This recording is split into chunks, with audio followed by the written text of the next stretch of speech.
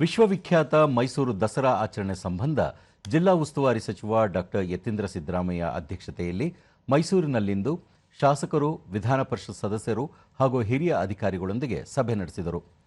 ಈ ವೇಳೆ ಶಾಸಕರಾದ ತನ್ವಿ ಸೇಠ್, ರಮೇಶ್ ಬಂಡಿಸಿದ್ದೇಗೌಡ, ಡಿ ರವಿಶಂಕರ್, ಕೆ ಹರೀಶ್ ಗೌಡ, ಜಿಡಿ ಹರೀಶ್ ಗೌಡ, ಜಿಲ್ಲಾಧಿಕಾರಿ ಲಕ್ಷ್ಮೀಕಾಂತ್ ರೆಡ್ಡಿ ಸೇರಿದಂತೆ ಹಲವರು ಉಪಸ್ಥಿತರಿದ್ದರು.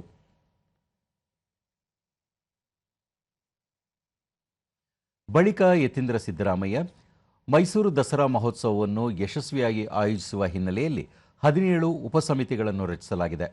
ಪ್ರತಿಯೊಂದು ಸಮಿತಿಗೂ ಕಾರ್ಯಾಧ್ಯಕ್ಷರು ಮತ್ತು ಸದಸ್ಯರನ್ನು ನೇಮಕ ಮಾಡಲಾಗುವುದು ಎಂದು ತಿಳಿಸಿದರು.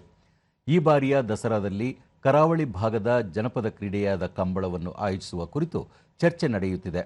ಕಂಬಳ ಆಯೋಜನೆ ಖಚಿತವಾದರೆ 18ನೇ ಉಪಸಮಿತಿ ರಚಿಸಲಾಗುವುದು. ಚಾಮುಂಡಿ ಬೆಟ್ಟದ ತಪ್ಪಲಿನಲ್ಲಿರುವ ಸೈಕ್ಲಿಂಗ್ ವೆಲೋಡ್ರೋಮ್ ಪ್ರದೇಶವನ್ನು ಕಂಬಳಕ್ಕಾಗಿ ಪರಿಶೀಲಿಸಿದ್ದು, ಮುಖ್ಯಮಂತ್ರಿಗಳ ಅಂತಿಮ ಸೂಚನೆ ನಂತರ ನಿರ್ಧಾರ ಕೈಗೊಳ್ಳಲಾಗುವುದು ಎಂದರು. ಈ ಬಾರಿಯ ದಸರಾ ಉದ್ಘಾಟನೆಗೆ ಹಲವು ಗಣ್ಯರ ಹೆಸರುಗಳು ಕೇಳಿಬಂದಿವೆ. ಅಂತಿಮವಾಗಿ ಯಾರನ್ನು ಆಯ್ಕೆ ಮಾಡಬೇಕು ಎನ್ನುವುದನ್ನು ಮುಖ್ಯಮಂತ್ರಿಗಳು ನಿರ್ಧರಿಸಲಿದ್ದಾರೆ ಎಂದು ತಿಳಿಸಿದರು. ದಸರಾ ವೀಕ್ಷಣೆಗೆ ಗೋಲ್ಡ್ ಪಾಸ್ ವಿಚಾರವಾಗಿ ಗೊಂದಲಗಳು ಉಂಟಾಗುತ್ತಿರುವ ಹಿನ್ನೆಲೆಯಲ್ಲಿ ಆಸನಗಳ ಅಗತ್ಯಕ್ಕೆ ತಕ್ಕಂತೆ ಈ ಬಾರಿ ಪಾಸ್ಗಳನ್ನು ಮುದ್ರಿಸಿ ಸಾರ್ವಜನಿಕರಿಗೆ ನೀಡಲಾಗುವುದು. ಗಣ್ಯರಿಗೆ ಉಚಿತ ಗೋಲ್ಡ್ ಪಾಸ್ ನೀಡದಿರಲು ನಿರ್ಧರಿಸಲಾಗಿದೆ ಎಂದರು.